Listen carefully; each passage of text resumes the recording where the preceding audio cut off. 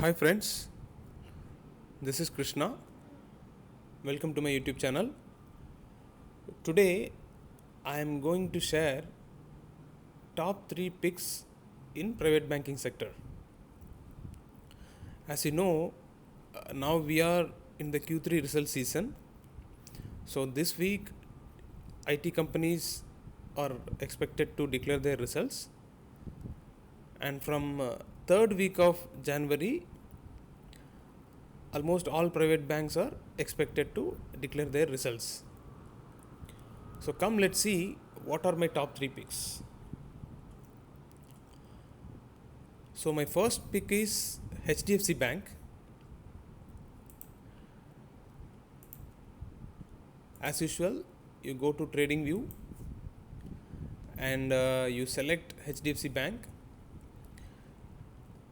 and set the chart to 4 hours chart.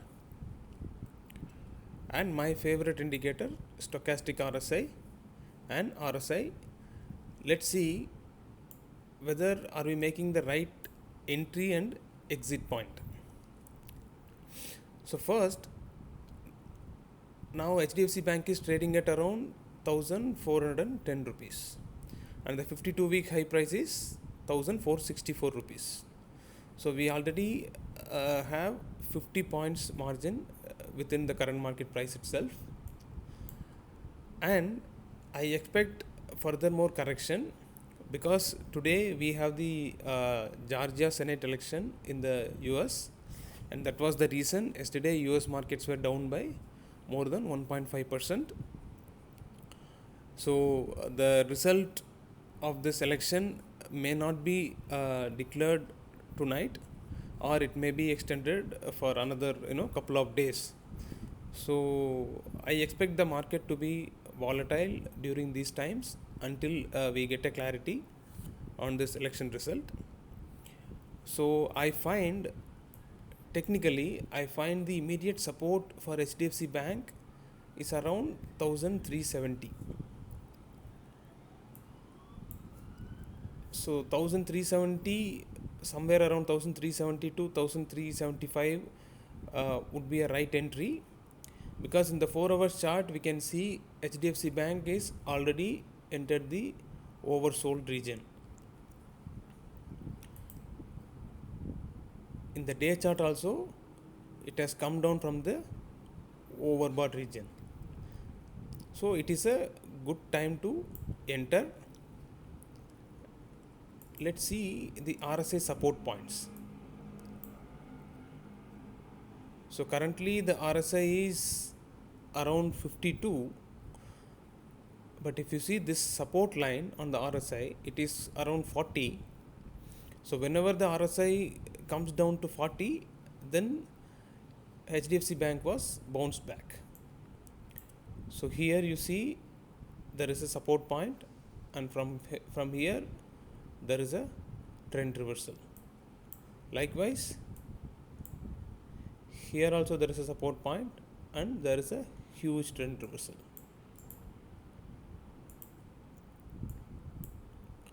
So next support points you can see here, and you can see the trend reversal. So likewise, I have identified some 7-8 support points just to ensure that we are entering at the right price.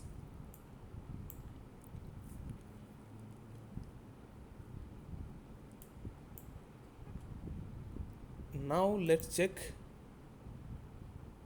the option interest.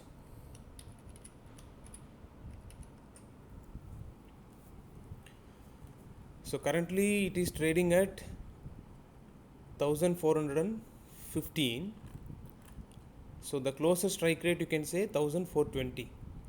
So for 1420 January month expiry, the call option is trading at around 41 rupees and the put option is trading at almost same 41 and 41.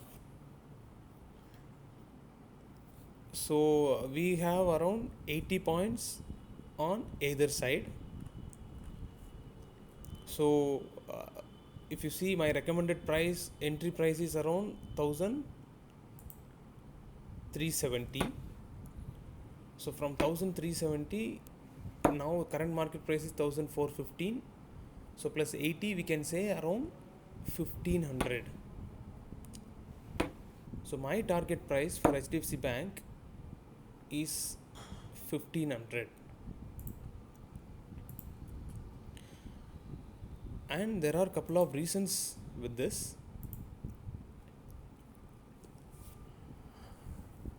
HDFC Bank proposed former Economic Affairs Secretary Atanu Chakraborty as their next chairperson to replace the current part-time chairman of Shyamala Gobinath.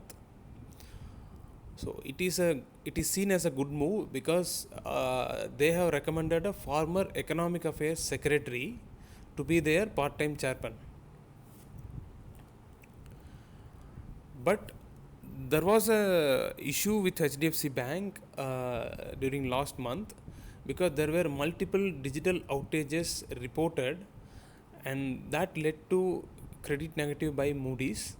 But there is nothing to worry because that price is already factored in the current market price. So I don't see impact because of that. And now we are all the business and other things are getting back to normal. So I won't say it is post pandemic, but now we are getting relieved from the pandemic lockdown pain. So because of all business are back in normal, and the economy is getting stronger, so I expect for the HDFC Bank in their Q3 result, the net interest income is expected to increase along with the increase in revenue on quarter to quarter basis. I'm not sure about the year on year basis, but I still doubt it cannot be more than last year. But on quarter to quarter, I expect some improvement. And also we can see some marginal improvement on the NPA because the loan moratorium has been lifted. So in this quarter, I expect those results could be reflected on the Q3 results. And for HDFC Bank, the Q3 result is scheduled on 16th of January. So my recommended entry price would be between 1370 to 1375, and my target price for HDFC Bank is somewhere around 1500 or 1510, because the option interest what we seen is only based on the current market conditions. But once it has started rally, then the option premiums would shoot up. So that will push the price to a new high.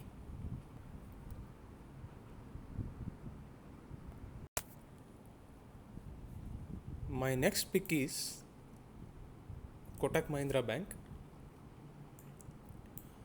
So Kotak Mahindra Bank, currently it is at 1940 and the 52-week high price was 2027. So this is, I would say, my favorite pick in private banking sectors, because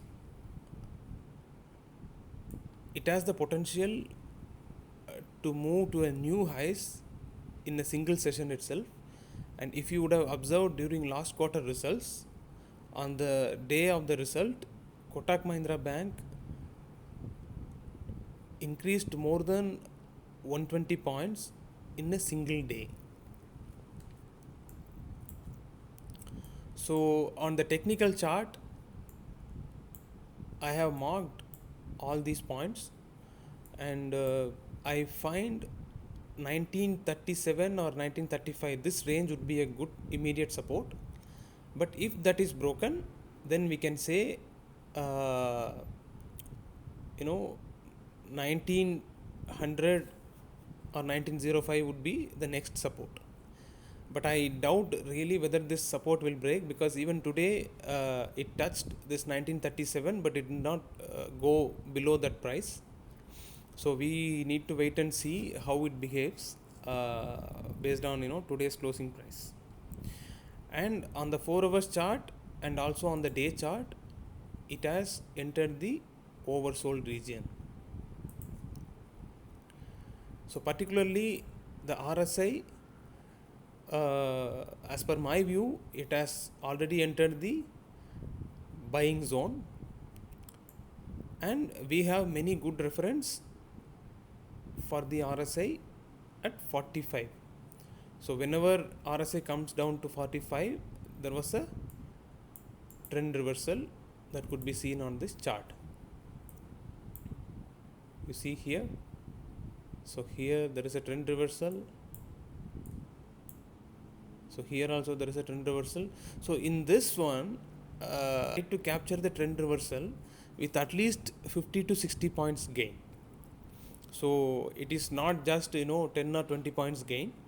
So this is my basis of analysis, and let's check the option interest.